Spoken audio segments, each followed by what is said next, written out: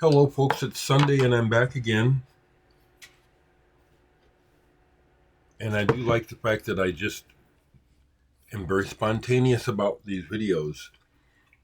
Monday through Friday, I try to do a video, but if I feel like doing a video every day, I do it. So here I am. And there's a reason. So, a fellow named Zachary Wells, who I don't know, but knows a lot of people I know, came to the show at Grapefruit last Friday. And he videotaped it. And I just received a link to the video, and I'll leave the link for you. I'm happy to say that I sound pretty good, and it looks good, and I look better than I think I do. Is what I'm happy to report. In my mind, I'm wanting things to be as good as possible, but I'm also just in the moment. And so I just have to go with what's happening. And there's some mistakes on the keyboard, but overall, I think, wow, this is pretty good. And the music is working. I also, because of again internal self-doubt, I've done several of my solo shows where I have visual accompaniment video, usually by Aaron Gum. The music doesn't need it. It's nice, but I was happy to watch the video. It's a half-hour performance. I wasn't sure how long I performed, and it's pretty good. I'm happy to say, not embarrassing. Okay, I'm not embarrassed, and so I'll leave the link here. I will actually see if Zach will allow me to post the video on my channel. We'll see.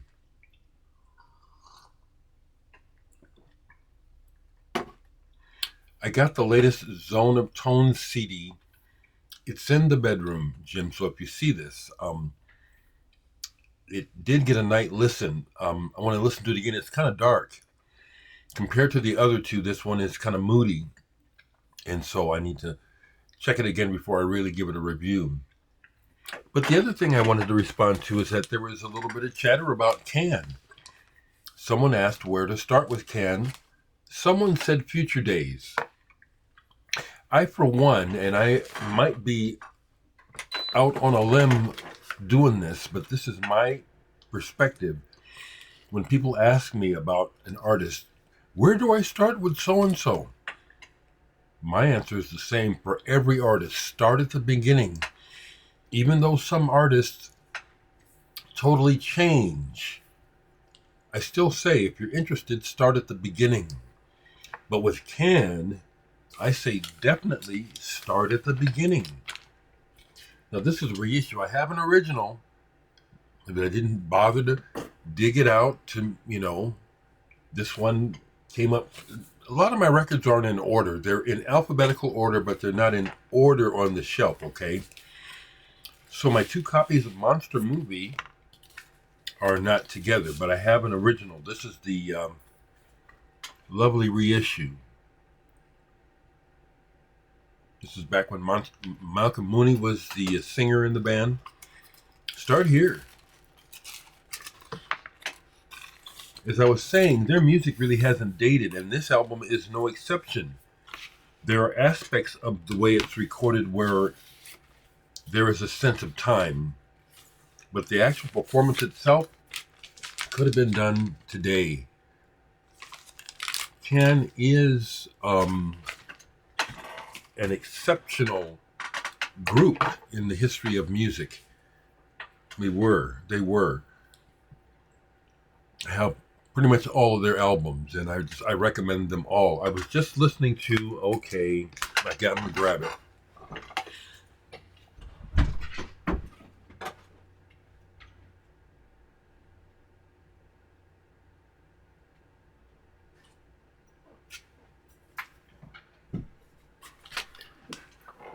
also, someone was asking me about my equipment, what kind of cartridges. I'm not a gearhead, so I don't know that stuff. This turntable in here, frankly, is a USB turntable, and I don't know what the cartridge is because, frankly, it's my brother's. When he passed away, yeah, see, I can't see any marking on it to tell. So I'm not a gearhead, so I can't really vibe on that. I know my stereos sound good. I'm happy about that. I think I understand the difference between a ceramic and a magnetic cartridge. That one is better. But don't quote me, I'm not a gearhead. But back to Can, I was out in the other room, living room. That stereo is amazing. This one is too. I love them both. But I do notice the fidelity. I mean, this is really good. Maybe it's the rooms. But this is one of their albums that, when it first came out, I was disappointed with it, as Can was moving into trying to be more commercial, maybe. I don't know.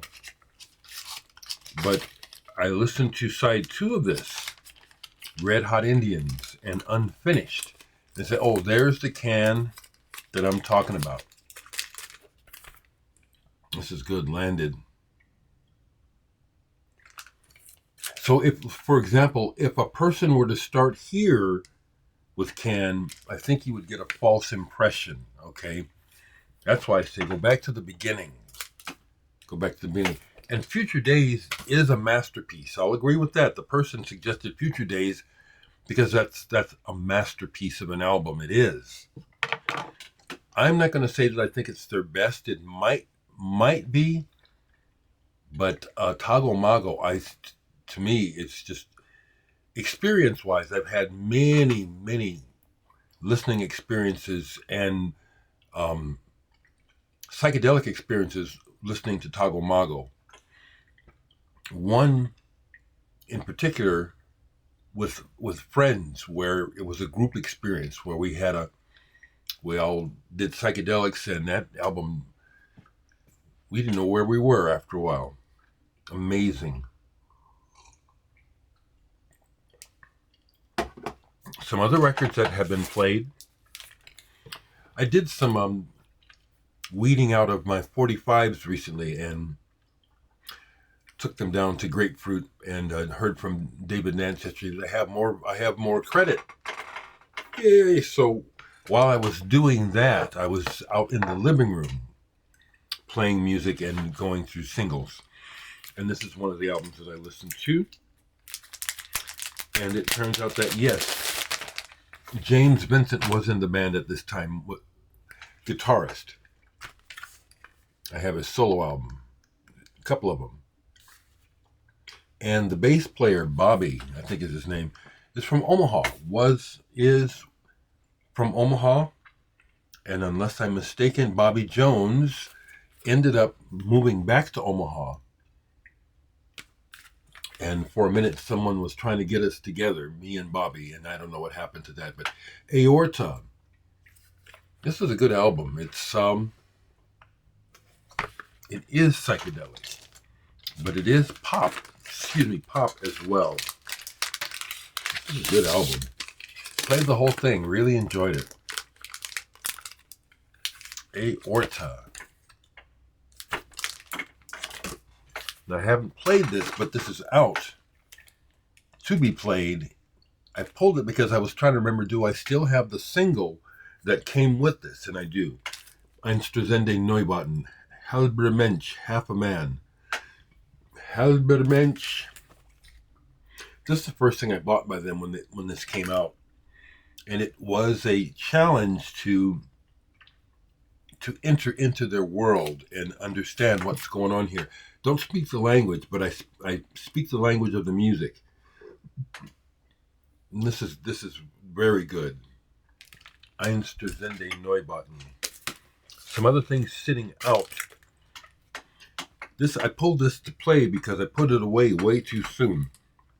I got this from L'Amour Records possibly a year ago.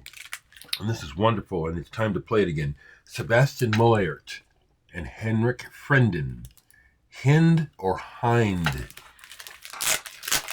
They're from Sweden, or this album was produced in Sweden, so I don't know how they say that over there, but the graphics are perfect for this album. I believe the main person in this band, yes, Henrik Frendin, plays electric viola, 5-string electric viola grande, Fender Rhodes, and Sebastian Mullaert plays live electronics and live looping. So this is, I highly recommend this. But it's time to play it again. I put it away too soon.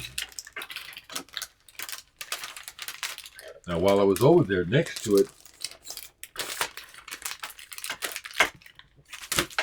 is another album that I haven't played in a while, and I love this, and found out that this is not the person's actual name, that it's an alias. But this is a wonderful album. Jürgen Müller. I guess the guy's got a regular American name, and this was, I don't know, someone's idea to reel in listeners. I don't know. But this is a really good album. Ambient, flowing, bubbling. Jürgen Müller, Science of the Sea. I like this album a lot. I think it's on the colored vinyl. Yeah. So this is out for play. Jürgen Müller.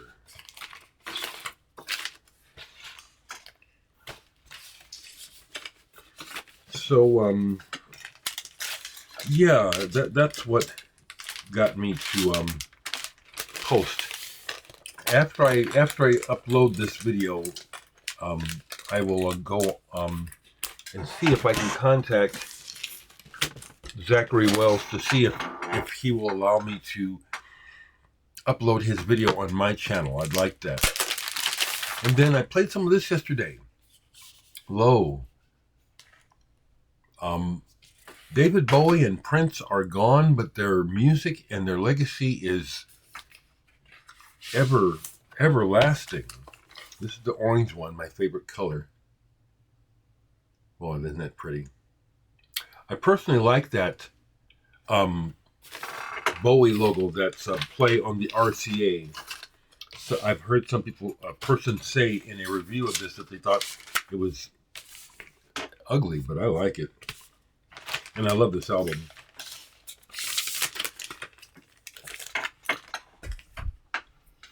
So that's mostly what's going on.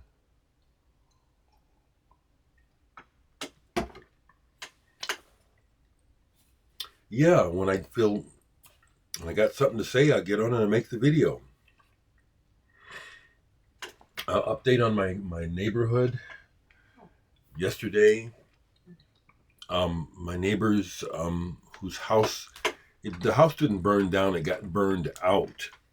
So when you drive by the house in front, it looks normal, but the back is trashed.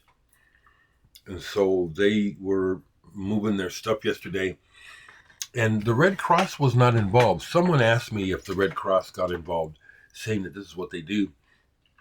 I didn't see them, but I saw another truck, something about assistance with utilities sitting out in front of their house. I'm just glad to say that the family is obviously going to be okay and getting what they need. We'll see what happens to the house, if it gets refurbished or if they tear it down. Actually, I'd said that since I've lived here, there's been 3 fires, but there's actually been 4. That's the 4th. The other thing I'm thinking here, I'm just going to just riff. I might do another pull while I'm sitting here. Is I'm noticing a lot of activity in my neighborhood regarding the utilities and some kind of new wiring coming in for, I don't know, the internet or something. But it appears, and I'm constantly getting these offers to buy my house in the mail, and I see construction in the neighborhood. There's just 2 blocks behind me. Looks like someone's building an apartment building or a business, and this is a residential.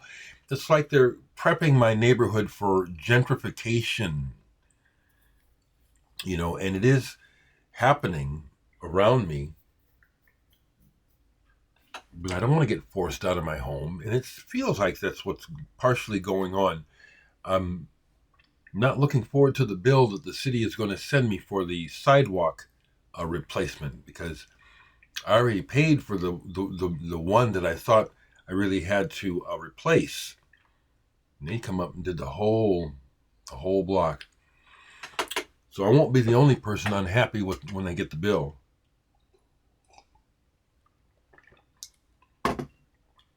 So just for the heck of it, let's do a poll, okay?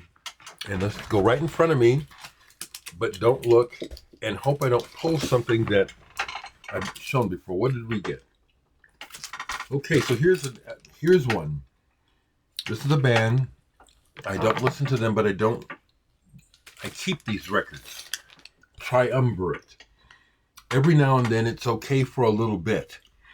3-piece keyboards, the keyboardy thing that, was led by Keith Emerson. I'll say he really is the guy that started all this stuff, not necessarily Genesis, but the nice. And Kurt Kress on drums on this one, who was also in Passport. Good drummer. So this is an example of a prog-based album that fits in my collection. I don't play it very much. I have a couple more of their albums, and I keep them. I have to play this today. Maybe I'll have a better experience listening to it today than the last time I played them. Okay, let's do one more. Don't look there, because that's when it's fun. Is if I don't look. What's coming? What do we got? Well, I've talked about Steve Tibbetts not that long ago, guitarist. I think he's from Minnesota, possibly. Northern song. He has a very distinct, immediately recognizable sound and way of playing guitar. This is good stuff. When he ended up on ECM, it seemed like a natural fit to me. I have his first album on I think it's his own private label. It's good stuff. Cheers, people. Hello, family. I hope my sister's doing okay with her GoFundMe. I hope she doesn't lose her house. I don't really know how it's going. I know she needed to raise a lot of money. Hope it's going okay, Stephanie. I know you watch me. And heard from my great nephews, and looks like they had a good birthday. Bless them all. So that's what I want to share, people. That's what I want to share. Notice I'm not saying anything about Easter because I'm not a believer. I was raised a Christian, and then as I got older and started putting 2 and 2 together about the hypocrisy that I was dealing with since early childhood in the church, when I went to boys' private school, Creighton Prep, run by a bunch of Catholics, I was intrigued. I was still young, so I converted. Then come to find out the corruption that I was complaining about in the Baptist church I was raised in is even worse in the Catholic Church. So I had to step away from organized religion. So if Easter means something to you, that's fine. It means nothing to me. And as far as I'm concerned, there's nothing to disrespect about it, because it's all, historically, you can look it up. It's all just a scam. They moved Jesus' birth date to April to try to fool the heathens or the pagans, make them believers. It's all a bunch of crock of shit. Can't stand organized religion. Can't stand it. So Easter has no value to me. Okay? But if you have a good day, okay? And the other thing about all of this is that all I'm doing is telling you what I think. And all you know is what you think. And all that any other person knows is what they think. No one is in charge of reality. The only reality any of us knows is the one in our heads. So if I say something you disagree with, well, just realize that's my reality. You're not in charge of reality. You're not even in charge of your own reality. We just have our perception. We don't know what reality is. We haven't a clue. The reason why I'm angry about religion and also about public figures who say things and influence people and cause things to happen because of what they say and what they believe, and they spread it like a virus. And look at what's happening in this country. Look what's happening in this world. Some of the dumbest, most unenlightened people have the loudest voices and just keep chaos going. Sucks. That's what I got to say about Easter. Take care.